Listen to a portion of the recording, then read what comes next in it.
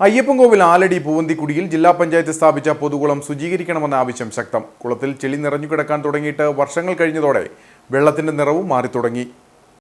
2015-16 കാലത്താണ് പൂവന്തിക്കുടിയിൽ ജില്ലാ പഞ്ചായത്തിന്റെ കുടിവെള്ള പദ്ധതി ആരംഭിച്ചത്. 10 ലക്ഷത്തോളം രൂപ മുതൽ മുടക്കിയാണ് കുളം നിർമ്മിച്ചത്.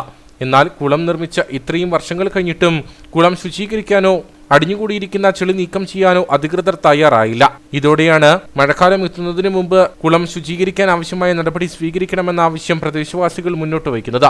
ഒരു 10 ലക്ഷം രൂപയോളം ചെലവ് വരുത്തി ജില്ലാ പഞ്ചായത്ത് നിർമ്മിച്ച കുളമാണ്. അത് കഴിഞ്ഞ് ബ്ലോക്ക് പഞ്ചായത്തിൻ്റെ ഒരു 5 ലക്ഷം രൂപയോളം വേറെയും ഈ കുളത്തിന് വേണ്ടി നിർമ്മാണം നടത്താനും അറ്റകുറ്റപ്പണികൾ ചെയ്യാനുമായിട്ട് ഫണ്ട് വിനിയോഗിച്ചു.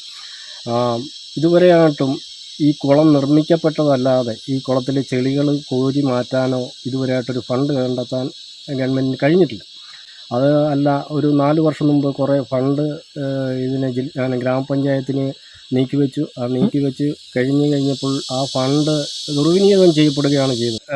ഗ്രാമപഞ്ചായത്തോ ഇടപെട്ട് ഈ വെള്ളം ഒന്ന് തേകി മാറ്റി അതിൻ്റെ അകത്ത് ചെളികൾ കോരി ഗുണഭോക്താക്കളും കൂടും, അവരെല്ലാം ഒന്ന് ചേർത്ത് പിടിച്ച് ഈ ചെളിയെല്ലാം മാറ്റി വെള്ളമടിക്കുവാൻ പറ്റുമായിരുന്നെങ്കിൽ അത് വലിയൊരു കാര്യമായിട്ടാണ് ഈ പൂവന്തിക്കുടിയിലെ ഇതിൻ്റെ ഗുണഭോക്താക്കളെല്ലാം കരുതിക്കൂട്ടുന്നത്. 100ഓളം കുടുംബങ്ങളാണ് ഈ കുടിവെള്ള പദ്ധതിയെ ആശ്രയിച്ചു കഴിയുന്നത്.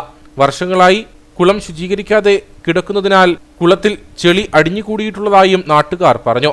ഇതിനാൽ വെള്ളത്തിന്റെ നിറം മാറിയതായും ഗുണഭോക്താക്കൾ പറയുന്നു. മുൻപുണ്ടായിരുന്ന ഭരണസമിതി 40,000 രൂപ കുളം ശുദ്ധീകരിക്കാൻ അനുവദിച്ചിരുന്നെങ്കിലും കുളത്തിലെ ചെളി തേക്കിക്കളയാൻ തയ്യാറായില്ലെന്നും നാട്ടുകാർ പരാതി പറയുന്നു. മഴക്കാലം ആരംഭിക്കുന്നതിന് മുമ്പ് തന്നെ കുളം ശുചീകരിക്കാൻ നടപടി ബന്ധപ്പെട്ട അധികൃതർ സ്വീകരിക്കണമെന്നാണ് ആവശ്യം.